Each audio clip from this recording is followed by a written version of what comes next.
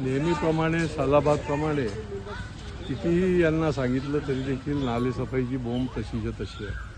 ठेकेदार तेच, पाहणी करायला कोण नाही. आयुक्त महापालिकेमध्ये बसून फक्त तारखा देतात, या तारखेपर्यंत सगळी झाली पाहिजे, त्या तारखेपर्यंत. आता पावसाळा उशिरा आला म्हणून अजून तरी त्यांना मुदत आहे, तरी वेळ आहे अजून.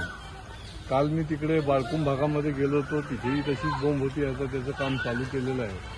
आज हा जो ब्रह्मांडचा भाग आहे तिथे हजारो लोक राहतात, हजारो कुटुंब आहे तिथे, आणि दर वेळेला त्यांना आरोग्याला त्यांना मुकाबला करायला लागतो. डेंग्यू, मलेरिया, व्हायरल निर्णय आताचे निघालेले, आणि त्याचं कारण म्हणजे एक तर स्वच्छता आणि नालेसफाई. आता हा नाला जो आपण बघितला तो जवळजवळ 200-250 मीटरचा नाला आहे. फार काही मोठा अरुंद असा नाला नाही आहे, छोटा नाला आहे. तर त्या ठिकाणी नालेसफाईच केलेली नाही, आणि एका प्रभागाला एकच ठेकेदार, त्याच्यामुळे त्याचंच राज्य चालतं. आम्हाला त्या ठिकाणी लोकांचं राज्य पाहिजे. ठेकेदाराचं राज्य आणि अधिकाऱ्यांचं राज्य त्या ठिकाणी असता कामा नये. या ठिकाणी खऱ्या अर्थाने काम नसतील करत आणि केलेलंच नाही आहे, त्याच्यामुळे त्याला पहिले बसवा घरी. सर, एक असा प्रश्न होता की ठेकेदारांमध्ये खाजगीच कुजबूत असते की पाऊस आला का सगळं वाहून जाईल, म्हणजे पावसाच्या भरोश्यावर कसं काय हे काम चालू हे ठेवतात? अनेक वर्ष चालूच असतं यांचं, आणि त्याच्यामुळे टेंडर भरायला घाई गर्दी असते काम घ्यायला, कारण की एकदा घेतलं ते काम काही करायचंच नसतं.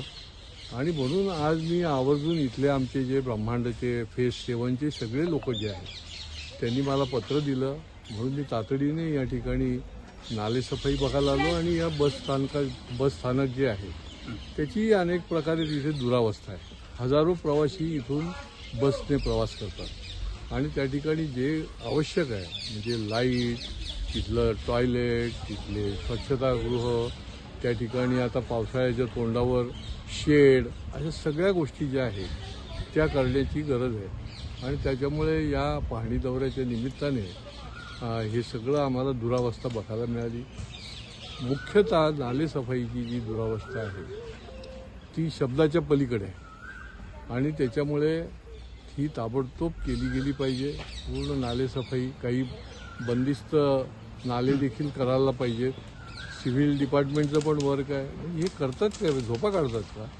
प्रत्येक वेळेला लोकप्रतिनिधीने येऊन त्यांना सांगायची गरज नाही आहे. त्यांचं काम आहे ते, की ज्या ज्या ठिकाणी काम करायला पाहिजे ते आपण पाहणी करून त्याचे प्रस्ताव तयार करणं, महापालिकेकडे देणं.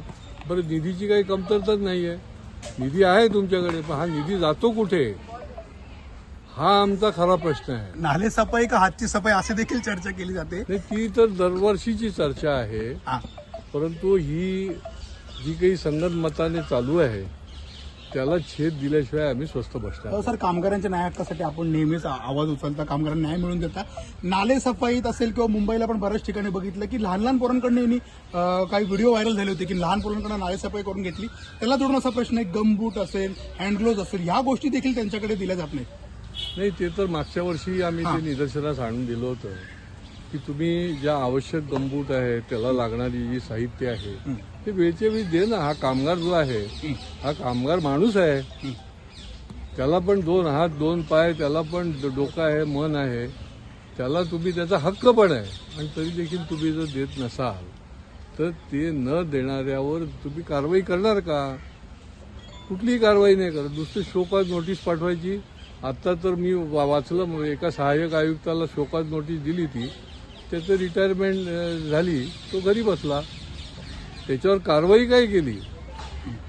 आणि त्याच्यामुळे त्या ठिकाणी या पूर्ण संबंध महापालिका क्षेत्रामध्ये या कडक शिस्तीचा अभाव असल्यामुळे, कुठल्याही कारवाईचा अभाव असल्यामुळे हे सगळं संगनमताने चालतं, आणि कसं पण चाललं तरी चालवून घ्यायचं अशा पद्धतीने या ठिकाणी लोकांना सवय झालेली आहे महापालिकेतल्या. तर याच्यापुढे आम्ही ते सहन करणार नाही. आम्ही अधिकाऱ्यांना घेराव घालून त्यांचं नाक दाबून ते काम करून घेऊ, कारण त्याच्याकरता त्यांना त्या ठिकाणी ठेवलेलं आहे, त्यांची जबाबदारी आहे. सर, बऱ्याच दिवसांपासून आपला हा जो पाहणी दौरा चालू आहे, आता पुढचा कसा टप्पा असणार आहे? कारण